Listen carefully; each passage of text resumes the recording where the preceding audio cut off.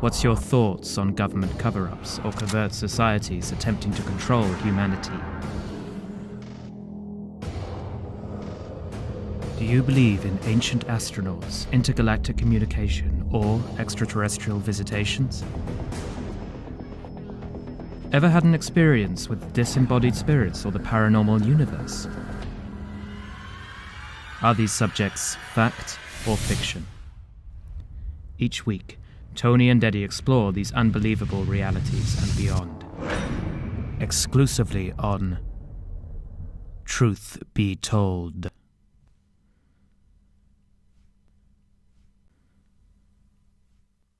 Hello, everyone, and welcome back to Truth Be Told, where we believe and experience becomes truth. I'm your host, Tony Sweet, and joining me now in studio, your one and only psychic world-renowned Eddie Connor and a handsome man, Walt Lusk. Thank you for supporting our sponsors, Earth Friendly Products, for over 40 years and considered one of the healthiest companies in America. Earth Friendly Products creates products for home and personal use that are derived from replenishable resources. They pledge to provide their customers with products that will provide efficacy, value, and are environmentally responsible. Go to Ecos, that's ECOS.com, for more information on where to buy their products. And take your mind on a literary journey by traveling over to AdventuresUnlimitedPress.com to purchase books from our famed experts featured right here on Truth Be Told. Do you dream in order to sleep, or do you sleep in order to dream? Although the question remains debatable, researchers agree that there is a purpose and importance to dreaming. You know, I had the strangest dream. Have you ever wondered what that crazy dream you had last night really means? Yeah. Over the past century, researchers have been trying to discover the hidden truths that lie in your subconscious mind when you go to sleep. Today, we will get answers to some of these questions with our first guest. You may have seen Cynthia Richmond on Oprah, Dr. Oz, Dr. Phil, and or The Doctors, The View, Bill Maher, and The Today Show. Cynthia's helped celebrities and civilians understand their dreams, and she has written columns in the Los Angeles Times and the Arizona Republic. Her books, Dream Power, How to Use Your Night Dreams to Change Your Life, was published by Simon & Schuster, and her book, The Dream Power Journal, A System for Organizing Your Dreams to Enhance Your Life, is endorsed by Deidre Barrett, Ph.D., John Edward, Judith Orloff, MD, and Stephen Simon. Both books are available everywhere, including Amazon.com and Barnes & Noble. And please welcome to the show Dream Interpreter and international sensation, Miss Cynthia Richmond. Yay! Thank She's you, guys. here. Yay! So great to be back with you. Welcome, welcome again. Well, I don't Thank you. think last time Walt was with us. No, last I'm time. afraid I'm a Virginian here. So. Yeah. One North Carolina, one Virginia, one Kansas City. Well, actually, Well, yeah. I'm from North Carolina. Oh, well, there you go. Well, Cynthia, welcome back. Hey, and, Cynthia. we've had a lot of dreams since we've talked. Couple of nightmares. Wonderful. Yeah. Happy to hear that. Oh, well, the nightmares can be very helpful, too. Even though we don't like nightmares, I'm sure they have a purpose. Exactly. First of Yes. all, I want to explain to our listeners, with Truth Be Told, what is a dream interpreter, and what is your, how did you become like this world renowned dream interpreter? International. Well, you can say dream interpreter, dream analyst, dream detective, but how I actually came about it was I had amazing dreams as a child that were very helpful to me, and I became a board-certified behavioral therapist, and people would come to my office, and they would want help with maybe self-esteem or weight loss or communication skills, anxiety, things like that. And they would tell me, before we get started, I want to share my dream with you. And they didn't realize how amazing the dream was in helping me understand what was going on in their psyche, and therefore able to prescribe specific things for them to do to achieve their goal. So dreams became fascinating to me as a therapeutic tool, and I began reading everything I could on them, because behavioral therapy doesn't even acknowledge an unconscious mind. So, it's all about behavior. So, and that's how I got started. And now, dreams can mean so many things. And how does one determine that this is exactly what a dream means, or does a dream to you could be different than what I'm dreaming? Yeah, that's what I'm thinking. Is how can you interpret a dream if you just met somebody and you don't know anything about them? Right. Right. Okay, so really great question. So there are at least two ways to interpret every dream. And the first way is that each of us becomes our own best dream interpreter. So we ask ourselves, what are the symbols, the nouns, the actions, the things in the dream that could be symbolic? What do they mean to me? What do I associate with them? So if I have a dream that I'm having to clean the bathroom, because in my blog, I went to apply for a job and they wanted me to clean the bathroom. So, okay. Then what does that mean? The bathroom, the language of dreams, can be associated with cleansing and releasing and whatever you personally associate with it. So there's the personal connection to each symbol, and then you string those together. And there's the universal, or what Jung called the collective unconscious association to every symbol. So if you dreamt of a baby and you were not trying to conceive or you didn't have a baby because you rule out the literal first, then for most people in the world, both genders and cultures and ages, a baby's a new beginning. It's a life. It's something you've given birth to, so it could be a creative project that you've conceived and gestated and delivered.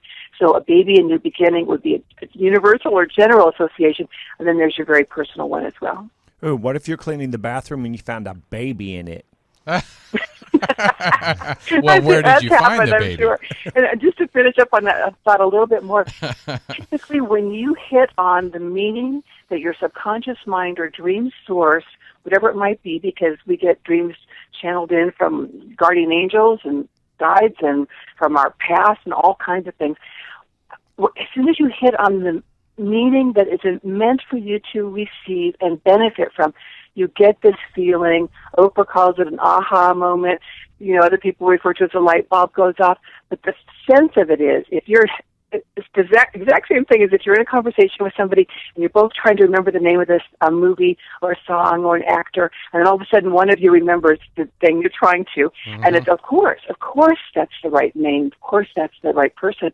That's the feeling of surety that you get when you've really figured out the right meaning of that dream. You know what I get so excited about? And I've known you for years and years and years and years. Every time you speak about dreams, you always light up from the inside out. You never get bored talking about this. It's so part of your life purpose and your passion, Cynthia.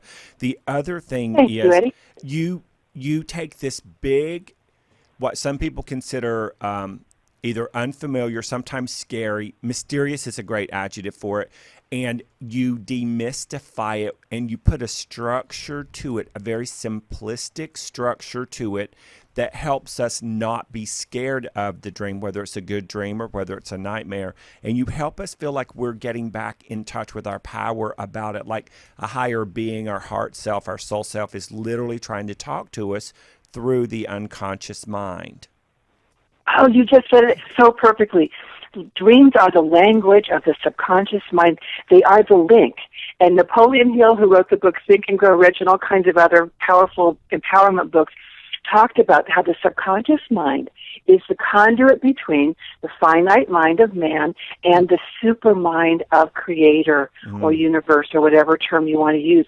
So that is the language, and dreams are like the telephone or the email, the vehicle to receive them. So yes, even the scariest ones, and there are people, I'm very sensitive to it, that people are afraid to go to sleep because they have such horrible dreams. And maybe they served in the military, and so they have those combat memories, and maybe they were in some sort of an accident. Go ahead. Post-traumatic stress disorder. But my question is, we're talking about people that have dreams. What if you want to have dreams, but you just don't have that many? I mean, how do you don't remember, or you don't remember the dreams you had? How do you turn them on so you remember? I mean, what is there a process or something we can do, like drink milk before we go to bed or something? There is, actually, and if you want to make it warm milk with a little honey in it, that's an Ayurvedic remedy for sleep. You need to train your subconscious mind by doing the same pattern and associating things like Pavlov did with the bell and the dogs and feeding them. So if you're not remembering, you are dreaming every night, but if you're not remembering them, then give yourself some hints or tools so that you might say, when my alarm clock goes off, my dream will easily come to mind. or some people like to have a sip of water before they go to sleep and say, the next time I have a sip of water, my dream will come to mind, and then first thing, take a sip of water. Make some kind of a connection, or just tell yourself, when I wake up, my dream will easily come to mind, and definitely have your journal or a pad and pen by your bed, because dreams can be very fleeting, and they evaporate quickly if we don't write them down, except for those sometimes the very scary ones tend to stick with us a little bit more. But once you train your subconscious mind that you're putting importance into dream recall, your subconscious wants to serve you, and it will help you, and it will start delivering your dreams right at your pillow. That's what you have now, and correct me if I'm wrong about this, Cynthia. Your book, The Dream Power Journal, which is a system for organizing your dreams to enhance your life. I've read lots and lots of dream books, but I have never read one where I can take my dreams, my personal symbols, my personal meanings, and organize them in a way where if I have it again, I can go back and see where I'm recreating patterns. Is that accurate? Yes, that's accurate. Exactly why I did it the way that I did, because people often do. And once the subconscious mind knows what you associate with a particular symbol, and it wants to communicate that message again, of course it'll pull that symbol. You know, it's like the paint on your palette is now made up of symbols that you have your own personal associations for. So it's very helpful sometimes. If you're dreaming of a hat, I had a series of hat dreams at one period of my life, all different hats, different scenarios. You know, go back and read all the hat dreams and see how you can glean even more value and meaning from the dreams. Well, my hat's off to you. And I'm curious, for you personally, if you feel comfortable sharing it, what in a sentence or so was the meaning and the symbolism for you with the hats in your dream? I'm really curious. Okay, in a sentence or two, our hats are associated with the different roles that we play in our lives. And so I was going through a period where I was doing lots of different things the way a lot of us do. Very few of us are any longer, just have one title. We're a mother, we're all the different roles we play. I'm in a nonprofit committee, I'm a dream interpreter, so on and so on. And so I was getting some stress from all the various things I was doing and the way they were kind of complicating my life. And so I would have dreams where I would be given a hat or want a hat or win a hat, and each hat was very different in style, and it was always about the different roles I was playing and trying to find a priority of importance so that I wasn't over committing myself. Wow, that's so simple, but it's so powerful at the same time, and I would have not probably put it together had you not just shared that information. That's pretty fascinating. Well, thank you. Well, I was going to say, you seem to break things down to really cool bite-sized pieces. And that's what, this type of show is all about, because, so many people have so many ideas and so many things that they are experts at, but people like us, the layman's, we really need it broken down so we can understand it. Well, yeah, and thank you. You just made me think of this too. It's, for me, the universe is obviously all that is, right? And our little grain of sand on a bot, and that is our body, is like the 0.01% of us that exist here in physical 3-dimensional reality. And what I think, Cynthia, you're helping us do is we forget to direct and to give power to the 99.99% of us that is non-physical, and help us direct it so it can help us. You know what I mean? I do know what you mean, and I agree with that, and it is about breaking it down. And sometimes dreams feel overwhelming or frightening or just too much, and we just want to dismiss them. But your dream source will continue trying to deliver that message, especially if it's important for your overall health and well-being, until you figure it out, and it'll change it up a little bit, but it'll keep trying. So the sooner you can just say, okay, thank you, subconscious, let's break it down, and just as you said, let's figure out what these symbols mean and how I can use them. Because it's really cool when you figure out what the dream means and you get that aha, but then the next step is take action in your life to make your life better as a result of what you've just learned. I have an interesting question that just popped in my mind, and that is, in your opinion, as a dream detective, a dream analyst, I call her Dream Queen. Dream Queen. Okay, we need an ABBA soundtrack for that. In your role as big boy is big in his neighborhood. He calls me dreamologist. Say again. Say it again. He calls you what? Dreamologist. Oh, that's like really good. I like it. Anyway, go ahead. Thank you, doctor. Yes, thank you. As a dream queenologist, how do you tie the paranormal world and or psychic world into that dream world or the subconscious for us humans who don't quite get it? Of course you would ask that question. Okay. There's lots of different tie-ins, and one of the beautiful things is that the dream world, once you get a little bit more used to it, if you're not at all, becomes a safe place for paranormal or for psychic information, or even the subconscious to talk to you about what your body's needing and wanting. It's a safe way to communicate it. So here's a scientific answer to a paranormal question. Hospice just did this beautiful study on people in hospice care, so in transition, and so typically maybe 3 months at the most, 2 months, and the dreams and visions that people have when they first go into hospice care, do it loose in, making a pause, and conscious they've lived. As they get to transition, their dreams start calming them and welcoming them and taking the fear away. And very often, I heard a school friend who Aunt Mary that he was seeing. We're losing you just a little bit. Them and so on and so on. We're getting a little interference. It must be the spirits or Yeah, Sorry to. So the part we heard was where you a scientific answer to a paranormal question, and that is hospice, which I'm obviously very familiar with right now after helping my mom with her transition, and how they did a study is what we were hearing you say, and how the dreams are tied into that.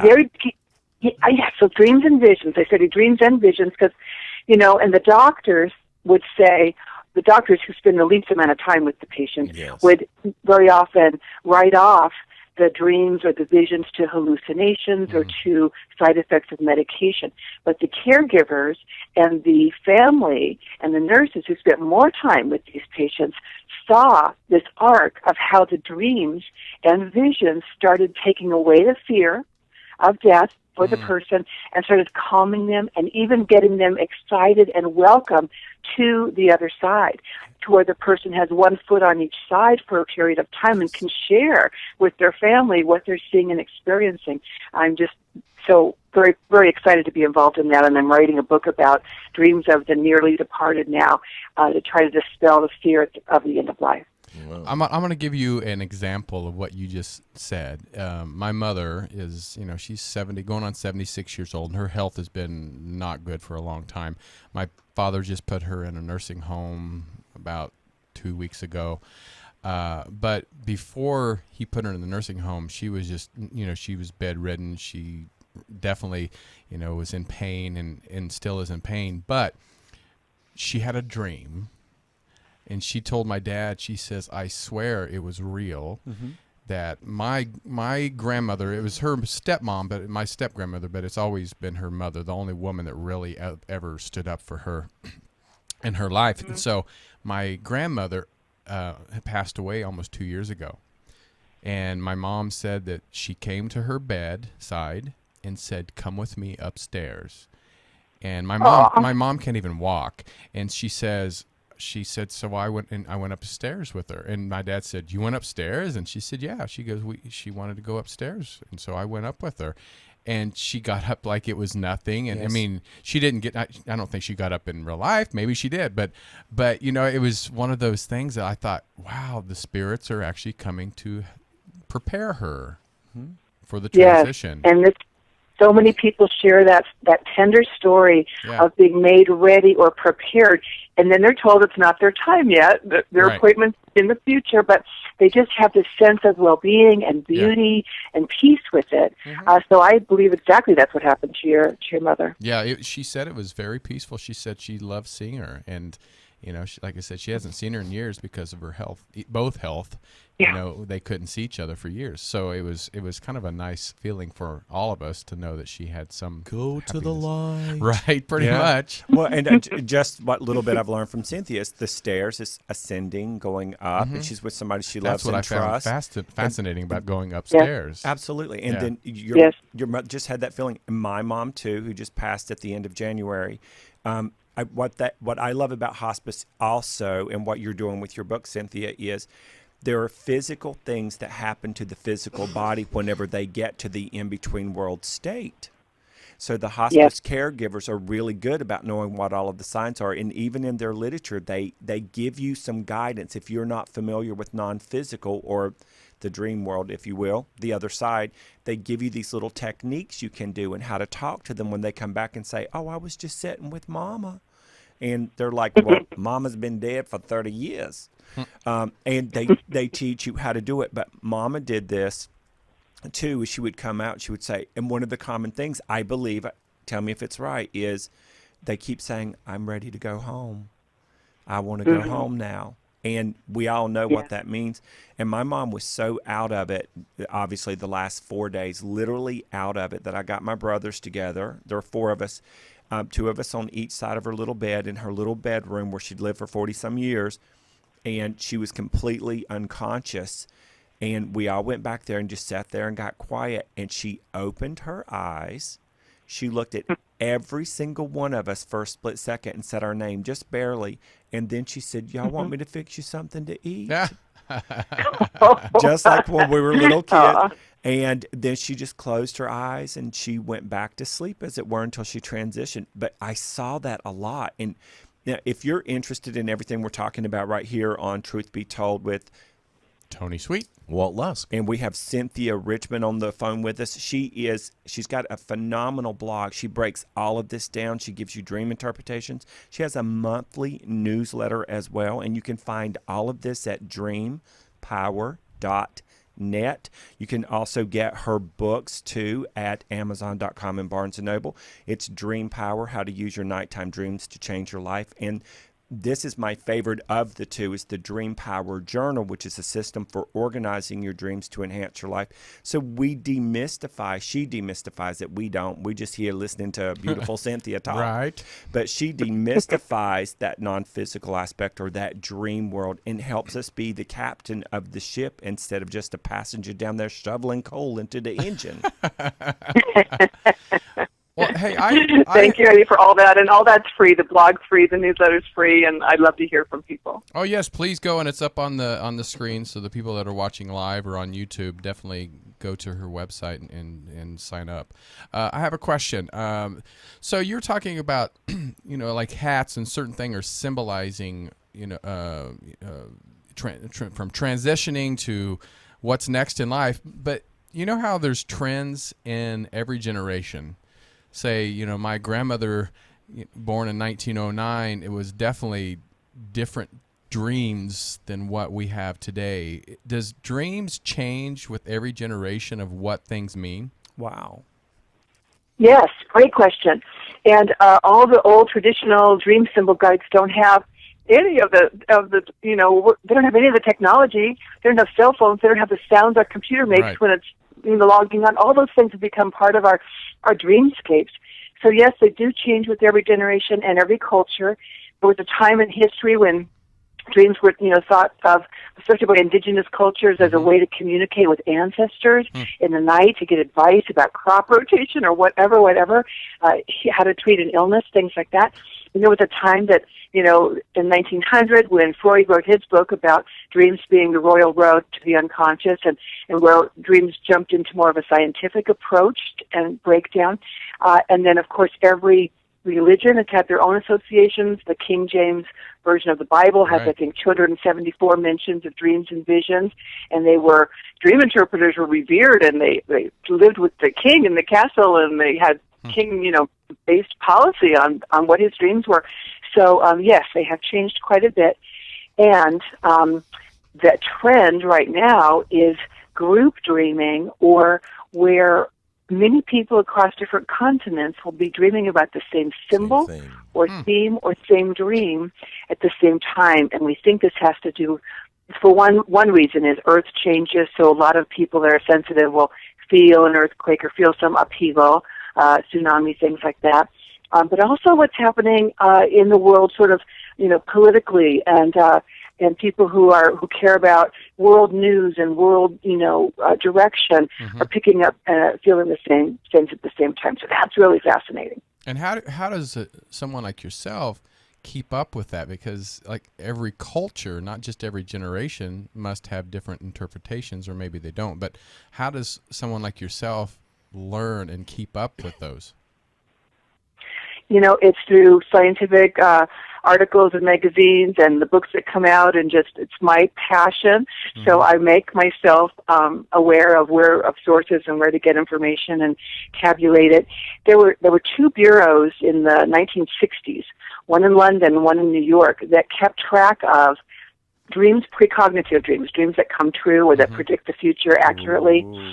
And they determined during that time that about 12% of our nightly dreams are precognitive, that we're tapped in and tuned into something that is giving us information. And it could be, in this case, it was dreams that could be verified by a news story, a news account where someone dreamt the IN number on a plane that crashed and, could verify it and things like that. So if we're open to it, we can all amp it up to the next step and open ourselves to connecting with spirit in our highest and best interest, connecting with departed loved ones to send love, by knowing that 12% at least of dreams come true, and that's been proven. That's a huge number. It is a huge number. Yeah. It's a huge number, and it's recorded. And so it's verifiable. It's verifiable, but there's also probably way more that's not recorded yet. That's also a higher percentage. And I agree with that. And, Go ahead. And here's an interesting question for me, and that is, why do you think there were all of these great times in history, throughout human history, where there were the dream interpreters that were revealed, there were the intuitives that were revealed, and the paranormal was respected? It was a way of life. You didn't think about non-physical as this scary thing, or your dreams is kind of like, don't talk about your dreams, they're going to think you're weird and stuff. Right. What do you think happens, and at what point were the authorities, whoever they are, the human consciousness or the communities finally say, don't talk about that. Don't tell anybody you had that experience. What is it that makes us stop connecting to that bigger part of us? I thought you were going to ask the question in the reverse, so I was prepared to say I think truth is truth. Yes. And when enough people were dreaming truth and things that did happen, people could not deny it any longer. And so people say, well, there's no scientific basis for da-da-da-da-da. Well, science hasn't caught up with the truth yet. That's what we know for sure. Oh, that was good. Well, the other thing I think, frankly, is control. Right? If you've got a bunch of people dreaming the same dream, and it's something that could happen, how are the powers that be going to counteract that? They can't. Yeah. One of my friends, Dr. Judith Orloff, is here in Sedona this weekend, and she is from a family of 17 physicians. Ooh. She was the only child of 2 doctors, and she dreamt when people were going to die. And she would say, well, Grandma came to me in my dream, and she's going to die on Thursday. And they said, shh, don't you say that out loud. Don't you do that. It scared them. Yes. They didn't know where that came from or what to do with it, so they squelched it. And she did not write her book about being psychic and intuitive until after they passed. Out of respect for them, she finally felt she could open up her gift again. Which is a great book, by the way. I read that, too. She had quite an experience herself, which makes me want to ask you this. You, as a dream interpreter, meaning someone who's got one foot in the non-physical world and one foot in the physical world pretty consistently, have you not noticed that a lot of people who do what you do, and Dr. Judith and John Edwards and different people like that, isn't it funny how they have often near-death experiences or traumatizing childhoods that threw them into the other side until they were ready to wake that part of them up and then help millions of other people wake up to exactly what you're doing, Cynthia? It's fascinating how many have had something, at least one, very specific time. And you use the perfect word for me, and that is waking up. It's always there. It's always been there, but we're waking up and we're getting more of a comfort zone with it. And people like a hospice study, and people like all these, the neurosurgeon and the who wrote about heaven and coming back, and the woman who had the stroke, or genius, she called it, and and Anita Moraji, who nearly died and had the option of coming back. She could have stayed Her body was riddled with cancer. The organs were shutting down. She went over to the other side, and they said, you don't have to stay here if you don't want to. And if you go back, you don't have to be sick anymore because you've done that. And, of course, she's still living and writing a beautiful book, and the first thing she wanted was chocolate ice cream.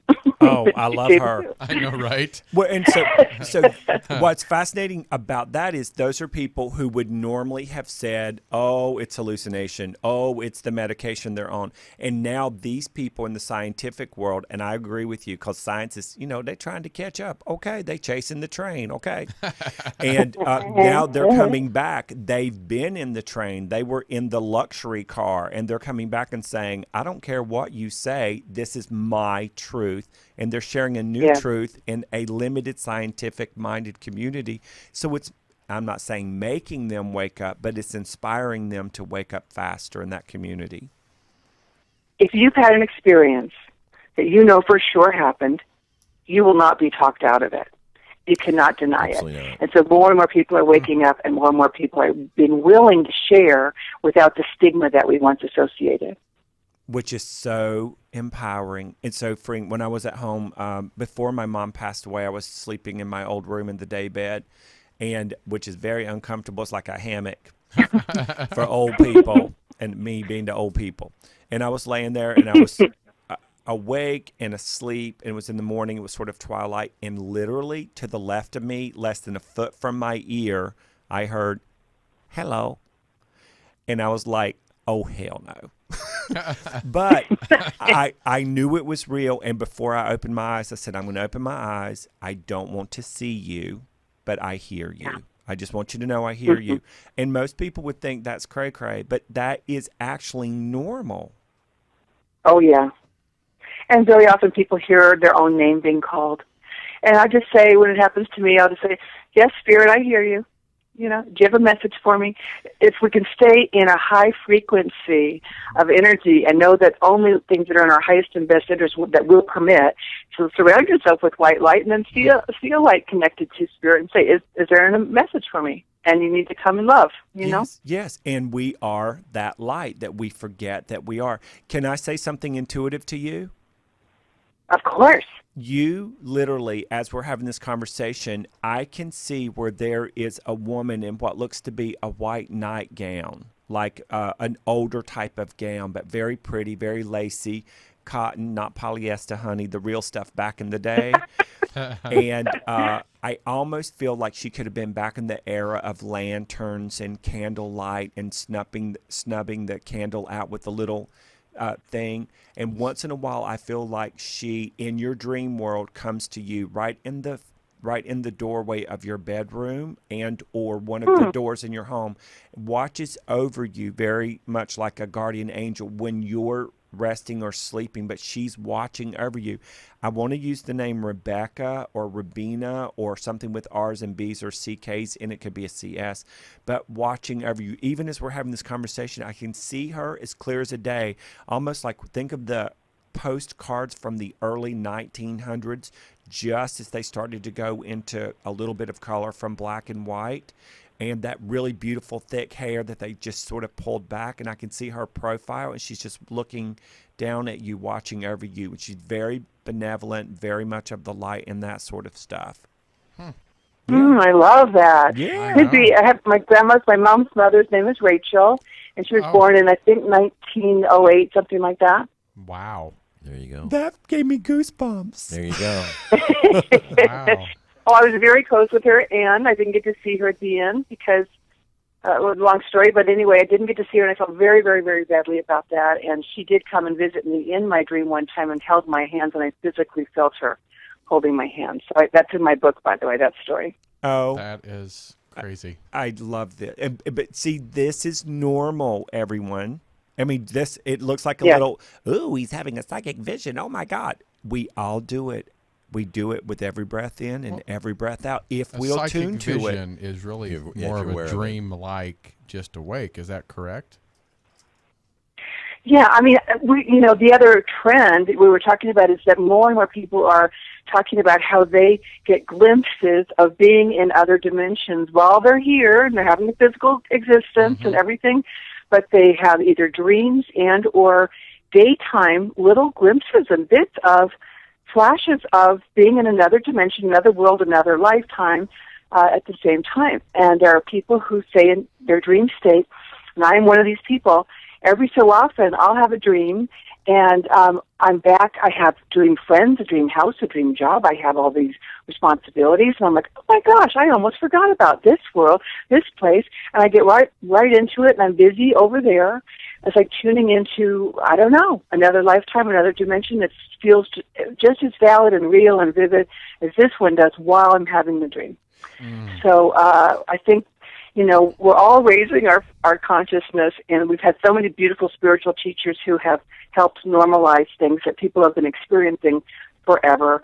I mean, the intuition piece for the explorers, for the inventors, for the painters, it's always been there. We called it different things sometimes, but definitely, yes, we're dreaming all the time. And the scientific dreams, rapid eye movement dreams, happen about every 90 minutes in cycles throughout our night's sleep. But, other dimensions don't go away when we wake up. Well, I want to talk about, and I want to get a little specific about some dreams that I've had, just if you don't mind, because it's not necessarily for me to understand, but I want to give an example. Well, it is, but I want to give an example of what other people might have had. I know this dream is one of the top 5 most common is flying. Recently, for some reason, I'll go through long periods of not flying, but recently I've had a lot of flying dreams and very enjoyable flying dreams. I'll be just like, "Come on, let's go," and just like Peter Pan. That's exactly what I was picturing. So why explain what flying dreams are, and why is it sometimes we go through those periods of having more than go through periods where we have none? Right. Okay. So flying dreams are in the category of stress management dreams. For most people, the Peter Pan style ones where it just feels great. You're flying and you're able to do it. You can land where you want to, and it's all good. That is under the category of stress management, which is one of the reasons that we dream. But also in the more spiritual application, we're leaving our body. It's termed astral projection, but it's been called lots of different things. Different cultures and different centuries have experienced it. And it's being free of your physical body, the gravity of Earth, so that you can have a freeing experience of not only relieving stress, but very often you wake from the flying dreams with a new perspective on something you're dealing with in waking life. So if you're having them frequently, there may be something that you're having to make decisions about or something that's been concerning to you. And so you're leaving your body because the body, we can only get so much through the conscious mind, and you're wanting to get some higher guidance with what to do about that. That is amazing. Yeah, no, it does. You just did a reading for him. Pretty much, yeah. Good. Yeah. Okay. You think? Now I'm going to tell you another dream I had recently, and again, this is a dream that I didn't have to write down. I just remember it. Go dancers. Yeah. How'd you know that? No. Yeah, this is one I had about a week ago, and it's been on my mind a lot. So, I was in a cave. Okay, so underground in a cave. Your man cave. I know, my man cave, and I had the Planet of the Apes that were on my side, but we were going against Twilight vampires. We were fighting against Twilight vampires. It was not scary. It was interesting. Like, even in my dream, I wasn't scared, but it was interesting how I was like, this is weird, a Planet of the Apes and vampires at the same time. And it was strategic. Yeah, there it was was strategy. Very. I could feel it. What a mashup. It sounds like a great movie. But I know that's what I so said. Maybe I should write a book or something. Script. Did you have a sense about one or the other side? So the Planet of the Apes are on your team, sort of. Yeah. But was there a sense that one is old school and one's more modern? Or what were the differences, other than the obvious? What were the differences in the two strategies? Well, I mean, definitely the kind of the Twilight vampires would be the more younger, the younger one, where the Planet of the Apes, I didn't dream of what they look like now. I dreamed of what they look like in the 60s, and 70s when they were made.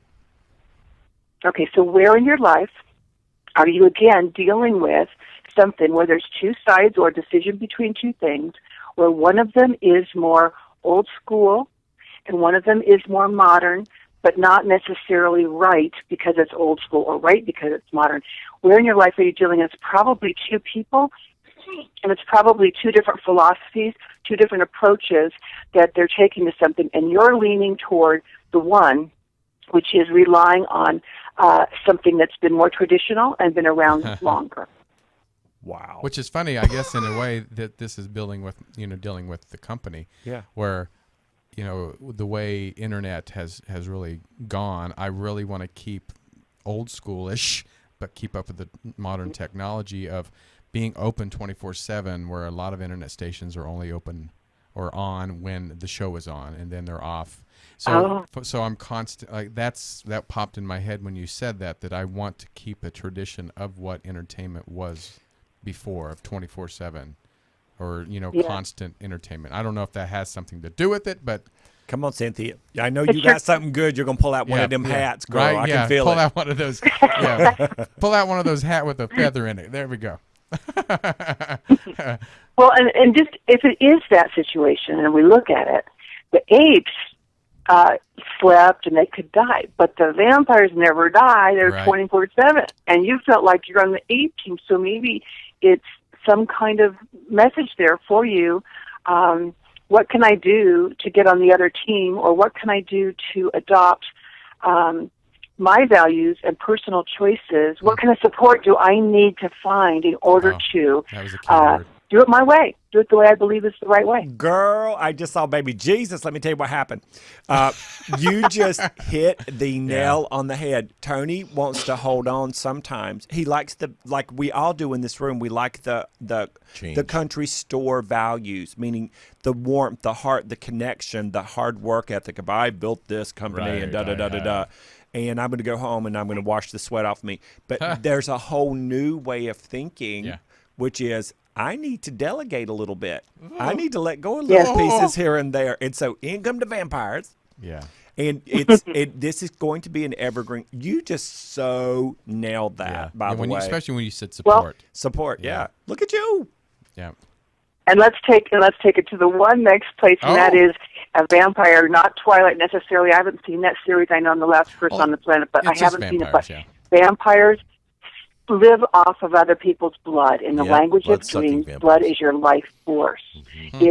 It's energy vampires. I talked about it a long time ago. Judith Orloff talks about it. We've all known one.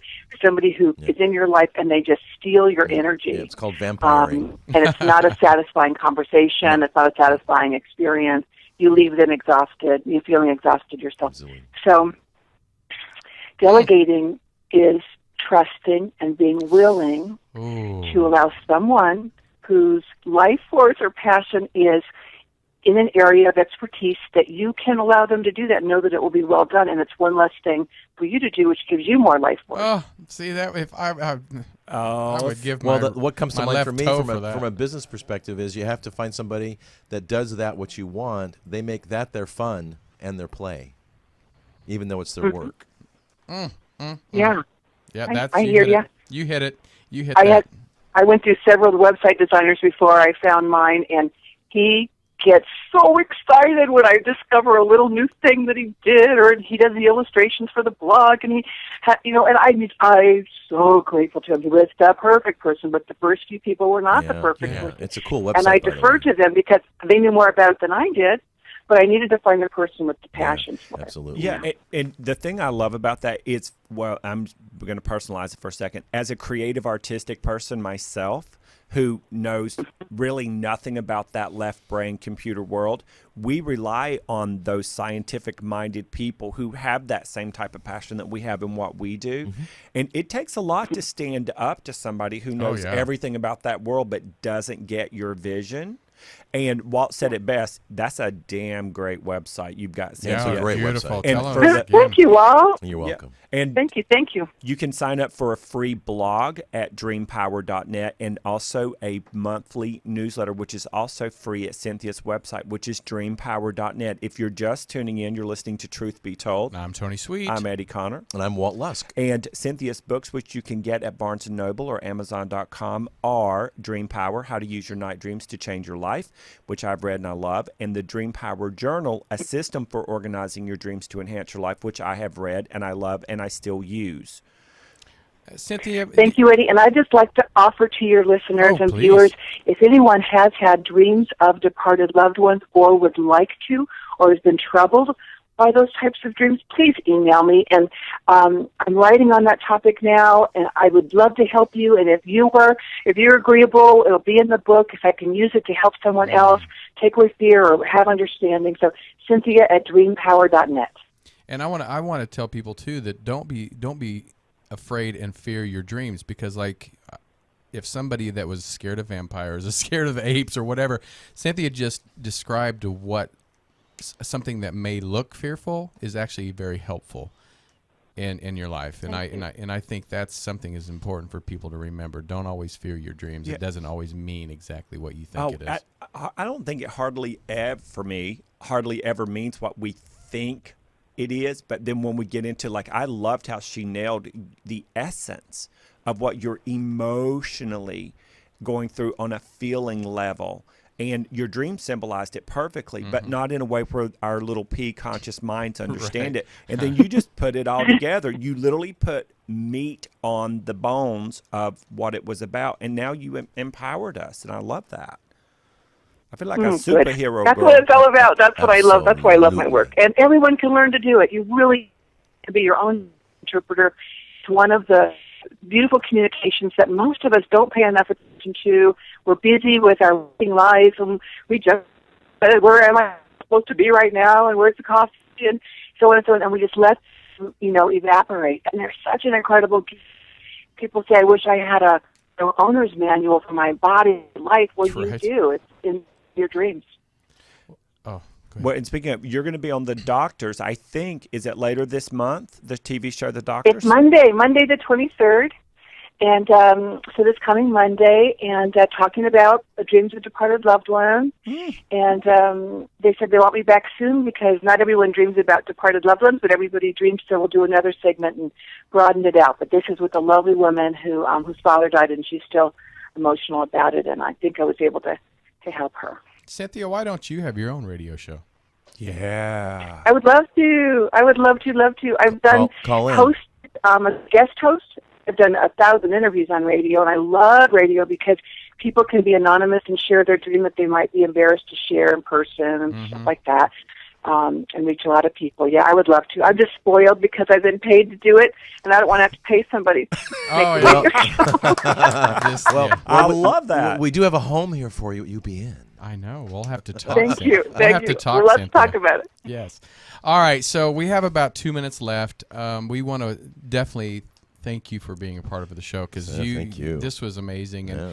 there's so many people I know that have questions about dreams, and you have 2 books. Eddie, you want to tell us the books? I have 'em. Absolutely. The first one is Dream Power, How to Use Your Nighttime Dreams to Change Your Life. And the other one is The Dream Power Journal, a system for organizing your dreams to enhance your life. And I promise you, I'm not saying it because I love her and we're friends. I'm saying it because it's true. The books will help you tremendously, and they're written in such a warm way. And I love that about you.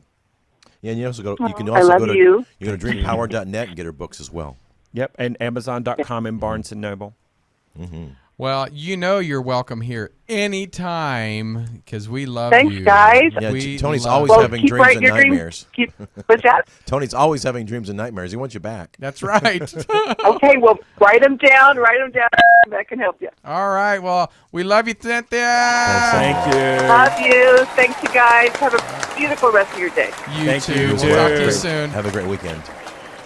Bye-bye. Oh, All right. Well, we're going to take a quick break because we are going to have another guest coming up here at 5 o'clock. Roger Marsh from MUFON. That's the Mutual Yes. UFO Network, for those of you who don't know. We have a lot to talk about. We're going to talk about the new Hangar 1. Yes, second season of Hangar 1. I think TV. it releases I think it's April. Is it April? I think it's April. They postponed it to They April. postponed. And we have some breaking news that Roger is going to be talking about some sightings and first seen pictures right here on Truth Be Told. We have an exclusive. We do. Stay tuned. Don't touch that So dial. if you have questions, get them ready. And what we're going to do is we're going to just take a quick break. And don't leave town. Yeah, don't leave town. I mean, if you do, get us on your phone and we'll UBN's got their own app your app on your smartphone. All right, we're going to take a quick break. Oh, I hear the music. That means Time we'll to be right tinkle. back. All right, we'll be right back. On over Tony Sweet, Truth Be Told, with Eddie and Walt. Be right back.